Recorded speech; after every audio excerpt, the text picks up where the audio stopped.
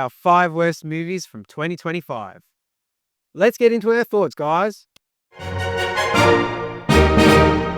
Alright, guys, these are my 5 worst movies from 2025. Number 5, Mr. Burton. Yeah, this movie was very boring to me. I was expecting to learn more about Richard Burton, but it's called Mr. Burton. Allegedly, I'm supposed to know that it's about the guy who raised Richard Burton, but I must have missed that in the title, Mr. Burton. But amen. I mean, yeah, I just wish it was just a bit more, gave a bit more about sort of the trials and tribulations that in his acting career as opposed to his child life. I think staying in that sort of teenage era was just very bland. It's a dull time, like in history, so it comes across dull. So I think they should have maybe tried to lighten it up. But it is a biopic, so I suppose they're trying to stay true. But yeah, it's my number 5. Number 4, Nosferatu. Jesus. You know what? I watched too many horrors this year. So, and this was one of the first ones of the year we watched. And yeah, this was no go for me. I mean, it wasn't really scary. I was bored, and maybe because I'm a bit childish, but when the main lady was getting possessed by Nosferatu and she's moaning and groaning and carrying it on, I just found it humorous. I didn't find it sort of scary. I know that's what they were maybe trying to get, but yeah, for that, I mean, I wasn't invested at all in any of the characters. So yeah, that's my number 4. Number 3, Accountant 2. Oh dear. I don't think I've seen a fumble of a sequel in a long time. The way The Accountant 2 did it. Oh, the first one is so good. All the characters are all different and they really stay true to the way they're written. And this one just felt like a cash grab. Accountant 2, my God, they changed the whole freaking dynamic of the accountant, the way he thinks. He's got this whole freaking all these special kids behind computers helping him out like he's Batman. It was like Ben Affleck's Batman movie. They decided, no, we'll just make it Accountant 2. That way you won't get sued. And yeah, somehow it just really fun. I was really excited. I love the Accountant, and Accountant 2 just wasn't compelling. The investigation wasn't as special as the first one, the way he's sort of going through it. And the brother, oh, I don't know why we've gone that route with the brother, but anyway, I digress. Number 2, The Alto Knights. Yeah, Robert De Niro playing 2 different characters. I didn't notice it at first. I only saw it on the sheet afterwards because they look totally different. So then after the thought was like, why have you done this? Because you could see there wasn't much chemistry happening because he was playing off himself, which doesn't make any sense. And it was really boring. I mean, the story about a mafia mob boss, you expect, I don't know, mob wars, but I suppose the movie was set at the end. But for a movie, I expected a bit more to be more action-packed or more enthralling rather than being just sort of a documentation of that guy's life. And yeah, it was just, all I remember was just walking out and just thinking they had one cool barber scene where it gets shot, but that was it. The rest was pretty mundane. You're just following this guy who wants to retire. So my dishonorable mention goes to The Roses. Just having banter with your spouse for 2 hours was long. It felt long, and it just was same things just sort of kept happening every time. Every sort of 20 minutes, they'd find a new ways to hate each other, hate each other, hate each other, and they love each other and they hate each other. And then it just sort of going through the same cycle the whole movie.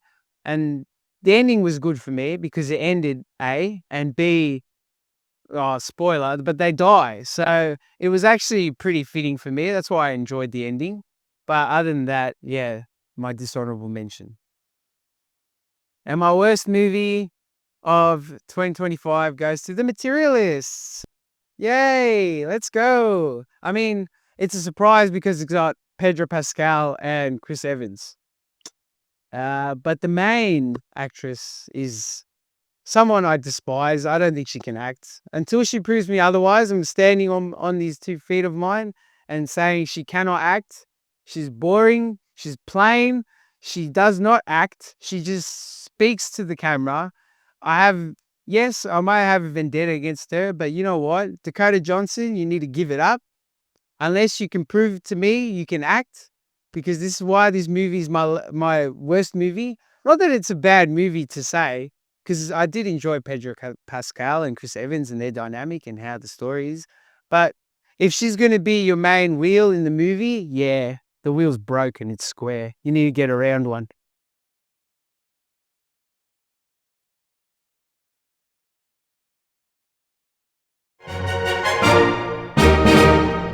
This is my worst 5 films for 2025.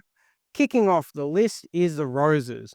I really liked The War of the Roses with Michael Douglas, but this film was nowhere near as good. It's just Benedict Cumberbatch and Olivia Colman going at each other for 2 hours. It was not interesting, not funny. It does have a lot of time jumps, and we are moving like throughout this space, but they're not clear enough as to when we're time jumping, how far we're time jumping. The only measuring stick is the kids. And pretty much everybody knows that they should get divorced.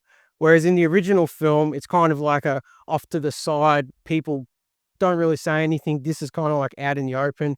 I just think the story and the whole role reversal was wrong for this film. And overall, I just wasn't that interested in the plot. I was even disappointed at the ending. It's such an iconic ending, especially from the book and from the original film, that the way that which they ended this film was just a bit flat for me and just kind of ruined it. So yeah. Number 4 is The Friend with Naomi Watts and Bill Murray.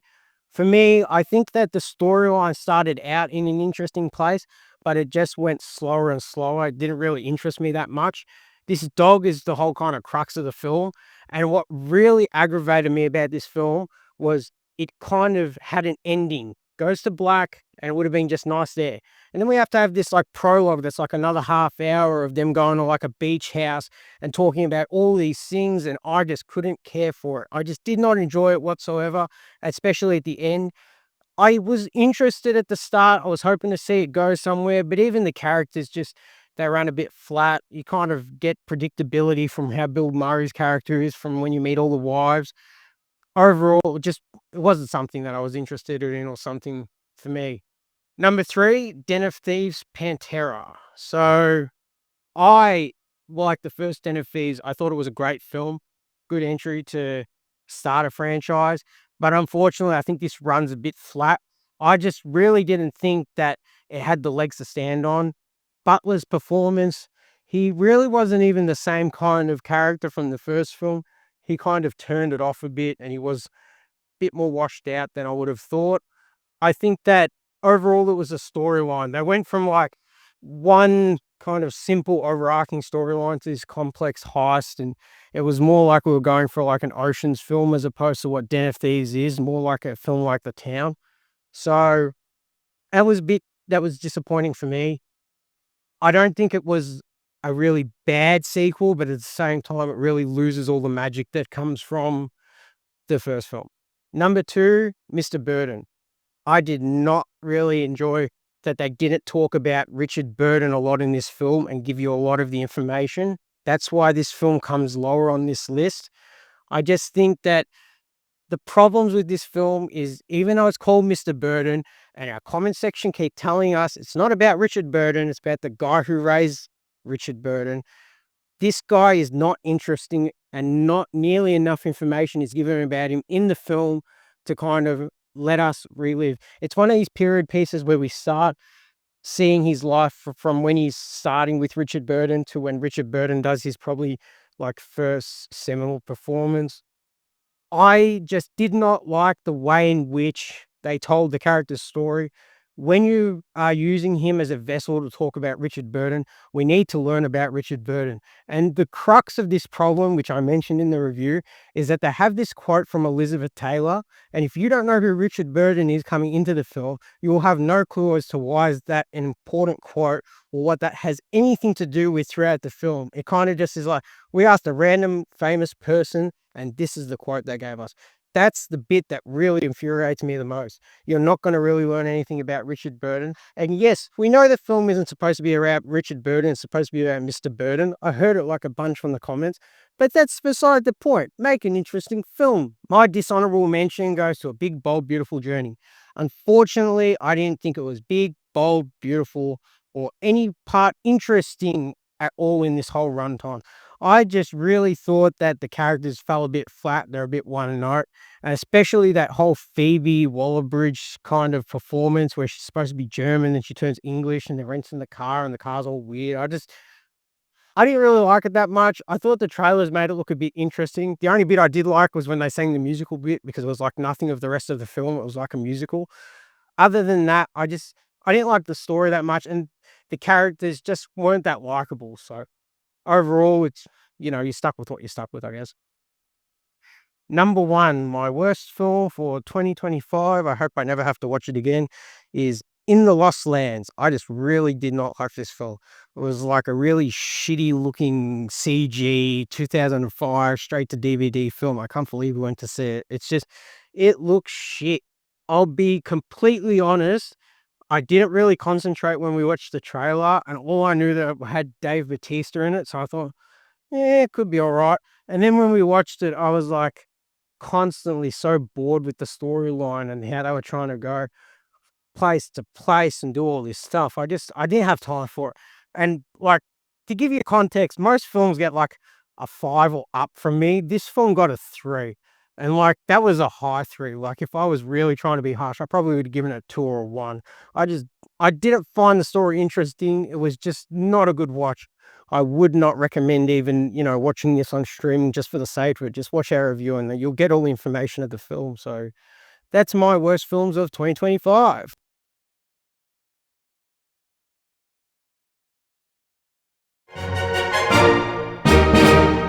These are the first 5 movies of 2025 for me, and number 5 is The Running Man. If you asked me in the beginning of the year which movie is gonna probably end at your top, I would have said Running Man, and somehow it ended in my bottom 5 because of the expectations I had for this movie, and was such a letdown. It is the most disappointing movie of this year because I had so much faith in Edgar Wright, and he really, really, I think, I don't know what happened here, but this movie was just boring, and the Edgar Wrightism we have in this movie was just missing. There was any random guy could direct this movie, so yeah, pretty bland movie, and thus yeah, ended up in my bottom 5. Number 5, Into the Lost Lands. I love Mia Jokovic. I think she is such a great star, and she should be in great movies, action movies. But I guess she's just married to a wrong man. But no, just joke aside. But yeah, Paul W. S. and Anderson somehow keep shooting this crap and starring his wife all the time. And but it was such a boring movie. The only thing positive I had to say about this movie was that I didn't see the end coming because I was just bored out of my mind. Talking about great stars, number 3 is The Roses. It had Benedict Cumberbatch and Olivia Colman, one of my two favorite actors, and whole movie they were just fighting. I like a good banter in a movie, but I don't want to watch 2 hours or whatever the time of the movie was. I don't want to watch them the whole time just fighting.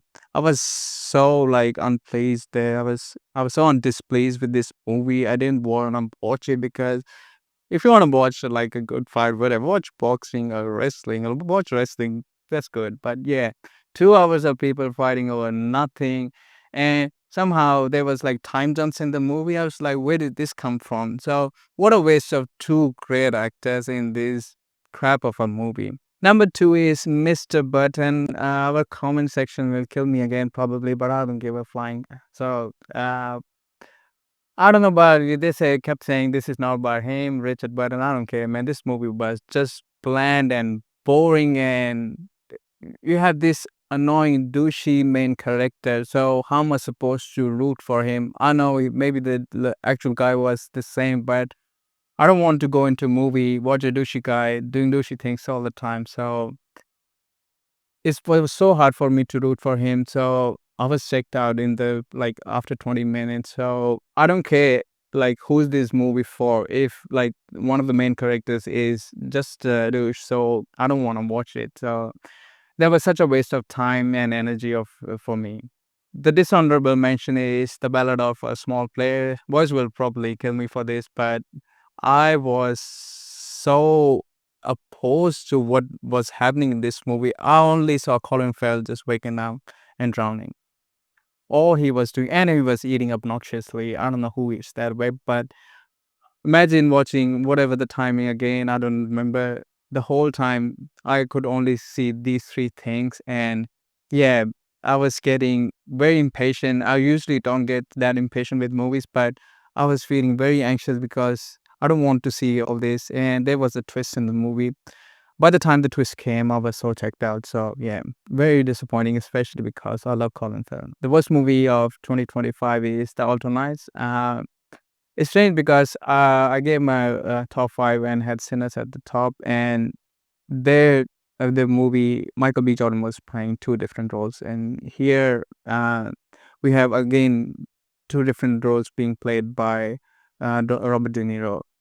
And I love Robert De Niro; he's one of the great actors, but it was such a miscast to like have him playing the same two different people because I was so lost. Like because the mannerism might be a bit different because but I have to follow two different storylines, and they didn't do a good job in explaining to me or making me like give actually care about these characters enough to be able to distinguish a bit. So after I say about 10-15 minutes, I just checked out of the movie and I was so bored out of my mind that I could care less what's happening and there was jarring editing in the movie and all I remember was Robert De Niro giving his narration from different places. Yeah, even though I didn't have much of expectations from this movie, but having Robert De Niro was, I thought might be good, but yeah, it was such a boring movie and a mess of a movie and waste of Robert De Niro.